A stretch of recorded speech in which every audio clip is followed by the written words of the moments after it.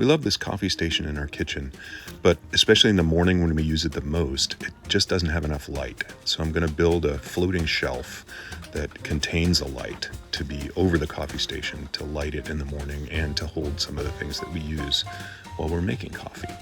So I'm going to cut some 3/8 inch AC Douglas fir plywood to be basically the meat of the shelf, and then some pine. This is knotty pine, obviously, but I'm cutting a section out so that I can find the parts with no knots to use. And here I'm cutting a rabbet in the top and bottom insides of each of these pieces, which are going to be the outside most visible piece of the shelf. So 3/8 of an inch by 3/8 of an inch. There's the second cut that's going to remove that piece, leaving a 3/8 of an inch rabbet right at the corner. And there it goes. Now I'm going to cut the miters into the end. And here's measuring the full length of the shelf. And cut that off. And then for the short pieces, what I did was cut miters on each end, and then I used the straight cut to cut it to rough length. This is just rough length. And then cutting off the factory edge of the shelf piece, and then cutting that to length. And then here's the bracket. That's going to be made of white oak because I needed something that I could make thinner and would be strong enough. Now I'm marking the inside of the shelf so I don't have to keep figuring out which is the inside as I'm assembling. So I make sure I have the right faces facing in the right direction. And there's the bracket pieces there just to hold things up. It all fit together. So I'm going to do the glue up. There goes the shelf piece, and the marking on the inside is actually assembled on the inside. And here we go.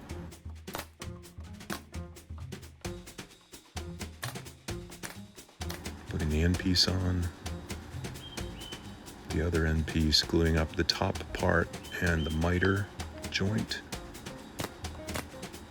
A couple of 5/8 inch brads to hold that together. Glue the bottom piece in. And it's a floating shelf, so it's enclosed on 3 sides, but open in the back. And if you haven't seen a floating shelf before, you'll see why in a minute. Kind of clean up the glue joints a little bit. Couple more brads just to hold it together while the glue dries. There's the upside down pinky technique. The gun. There's the 3 closed sides and then the open side.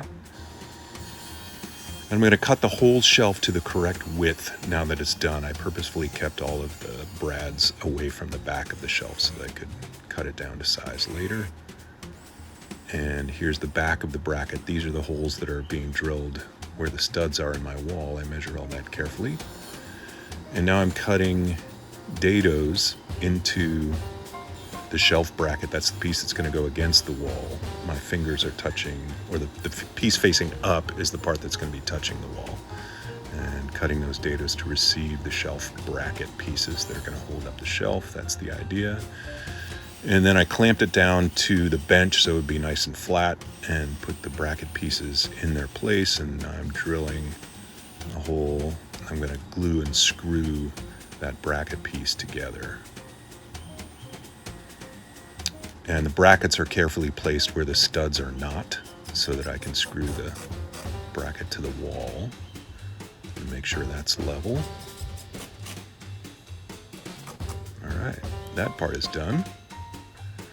Now it's time for finish. So there's some dark stain. It's like stained like another shelf that we have in our kitchen, so it'll match. There's the first coat of water-based poly going on there. A little bit of sanding after it dried. Second coat of water-based poly.